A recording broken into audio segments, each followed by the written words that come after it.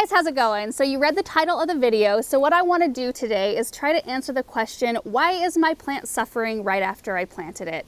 And the simple answer is that that plant is stressed. Moving is stressful. I don't know anybody who enjoys doing that, being uprooted and relocated somewhere else. It's a lot of work. It's just tiring.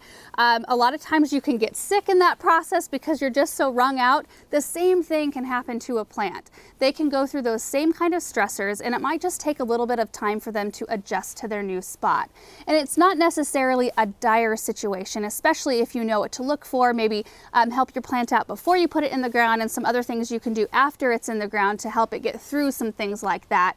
But it's true in gardening that you do win some and you lose some. It doesn't matter if you're a beginner or you're experienced. It doesn't matter. Plants don't care if you're experienced. They will still kind of do what they're going to do. Mother Nature always does her own thing. But it's helpful sometimes to know some of the things to look for. So that's what we're going to talk about today. So the important thing is to eliminate as many stressors as you can when you're planting. And I think this is my personal opinion, but I think two of the biggest stressors when you're planting is heat and water. And I will talk about both of those a little bit more in depth later on. And I'm also speaking more on the level of perennials and shrubs here, not annuals so much, because annuals are kind of just ready to go. They are a short season plant. They grow fast.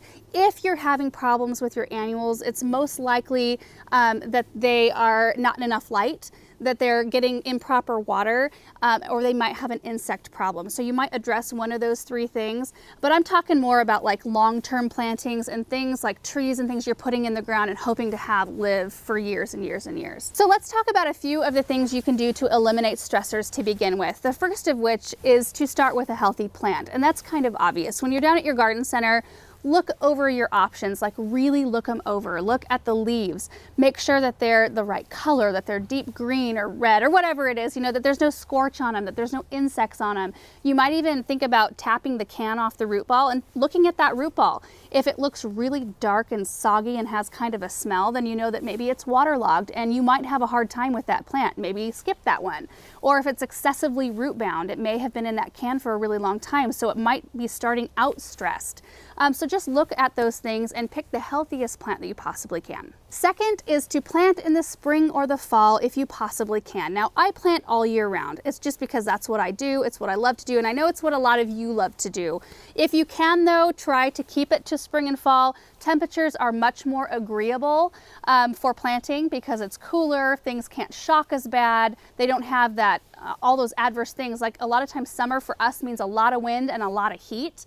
And that can be very stressful. Also, plant in the cool of the day. Like if you are going to plant in the summer, maybe plant early in the morning or even in the evening and let it have a chance to sit in that spot and then warm up to the heat instead of planting in its whole smack right in the middle of the day in the full sun when it's 100 degrees. That would be tough on anyone. The third thing is to water your plant before you actually put it in the ground. So while it's sitting there in its plant can, give it a nice, good, deep soak and make sure that that root ball is already saturated. And then when you plant it, you get it all packed in with soil, water it in really well. And then check it out. Like after that water settles all the soil, make sure that there were no air pockets, because sometimes I actually just noticed on a tree we planted yesterday, I packed that soil as firmly as I could, like I was stepping on it to get it compacted, but I must have missed a spot. There must have been an air pocket because we watered and some of that soil settled, and that leaves some of the root ball exposed. So I have to go in and fix that. I need to put more soil in there and make sure that it's really well covered. We don't want any root ball showing. We want to make sure that it's watered in and settled into its spot really well. The fourth thing is to use a starter fertilizer. I mean, those of you who have been watching our videos for any amount of time know that I use the Espoma Biotone starter fertilizer on everything.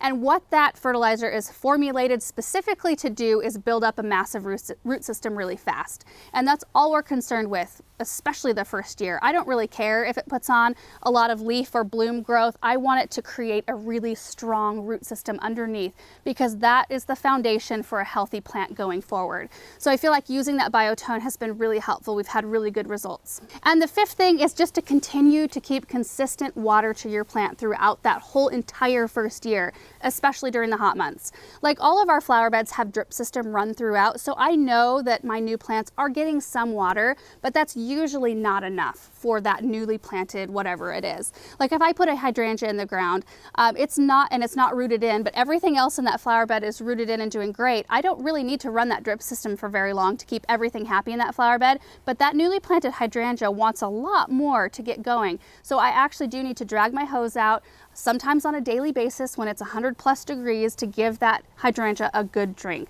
So you just want to keep an eye on that and keep everything consistently watered. So that list of 5 things was geared specifically toward eliminating stressors before they happen. And if you can do that in the beginning, I mean, your plants will be so much happier. You'll go in with your best foot forward. If something shocks after that, then you'll at least know that you did everything that you could possibly do. So my next list of things is talking more about if you have a plant in the ground that you just planted that looks horrible and you're not sure what to do.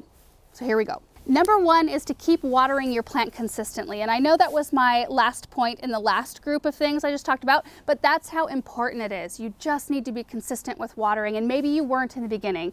Maybe you accidentally let it dry out a little bit too much. You don't want to go in the next day and drown it. Like, you don't want to overcorrect one way or the other. You want to ride that fine line between giving it way too much water and letting it dry out too much.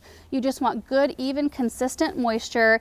If you notice any standing water or the water just never seems to go away, you may have a soil issue. You may want to relocate that plant somewhere else where the water's free draining, because most plants don't like to have a lot of water around their roots.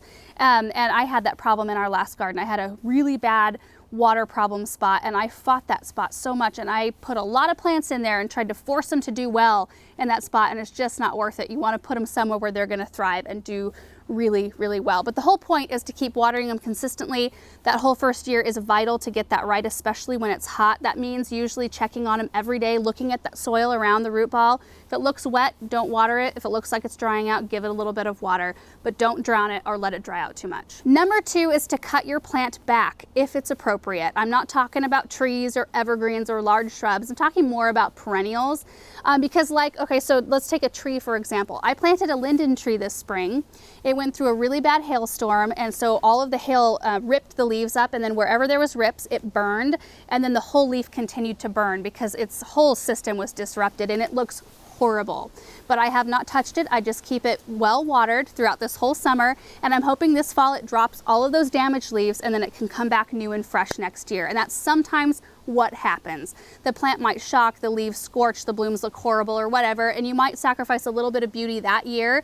But if you just hang on, keep them watered, next year they'll probably be a lot better off. Like, their roots will be a little bit more established, and the problem is that root system is just not established enough to bring up enough water to feed the whole canopy of the tree or shrub or whatever that is, and it can't keep up with either the amount of sun it's getting or the amount of wind it's getting. So basically what I'm saying on the trees and like large shrub side of things is to just don't give up hope, let it sit there. And I would never judge a plant based on its performance the first year or even really the second year. It's like the old adage says, the first year they sleep, the second year they creep, and the third year they leap. And I think that's true in most cases. And then perennials, in terms of perennial cutback, let's say you have bought a daisy and it's beautiful. You put that daisy in the ground and the next day you look out there and it's completely flopped over and wilted. Well, it's possible maybe it needs a little bit more water. You might try giving a little bit of a drink and seeing if it rebounds. If it doesn't and it's been days, you can cut that perennial back.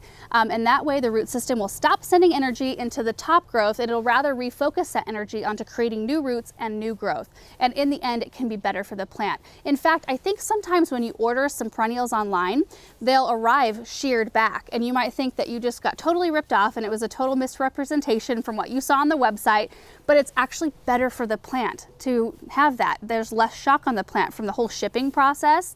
And then you pop it in the ground and it can just, like, it's ready to go in terms of root growth rather than supporting all of this foliage on top. Number 3 is to provide a little bit of shade if you can. And this one's kind of a funny one, because I know a lot of the time you can't provide shade for everything, but sometimes you're a little bit desperate. I planted 3 limelight hydrangeas in front of our house one year, and it was a little bit late in the year. It was really hot. And hydrangeas here, we live in high desert, it's really hot and dry, and so you do have to provide a little bit of reprieve for them in the afternoon when it's really hot. So that whole first summer, I popped an umbrella up every single day, and I think it was a labor of love, what I like to call it, because I just wanted those plants to look beautiful from day one, and I wanted them to not have that stress. I wanted them to sit there and look beautiful and then just be able to take off and grow, and they did. They're gorgeous, and most likely if I wouldn't have put an umbrella up for it, those leaves and blooms would have scorched that first year. but the second year they probably would have been just fine. And I haven't had to provide any extra anything for them since that time. But if you have the ability to put up some sort of shade or something like that, it's never a bad thing. And my fourth and last point is just to chill out. I know it can be hard though. I mean, it's easier said than done. Sometimes it can be really discouraging and disappointing to have a plant not perform the way we want it to. But if you have done everything that you can possibly do, you've provided it shade, you're doing the watering thing right, you've cut it back or whatever it is that you need to do to try to recuperate that plant. If you've done that and it's still not recovering very well, sometimes you just need to wait it out. Wait till that second year and see what happens. And sometimes they come back more glorious than ever. So anyway, that's pretty much it. I hope this video has given you something to think about, and I hope it's been helpful to those of you, especially who are just beginning with gardening, because I know it can be discouraging. I have been there. Don't pull those plants out right away. Give them a chance. I mean, if you can stay consistent with the things that I've just talked about today, I think that you'll have much better success just by eliminating those stressors and knowing what to do if you see them arise. So anyway, thank you guys so much for watching, and we will see you in the next one. Bye.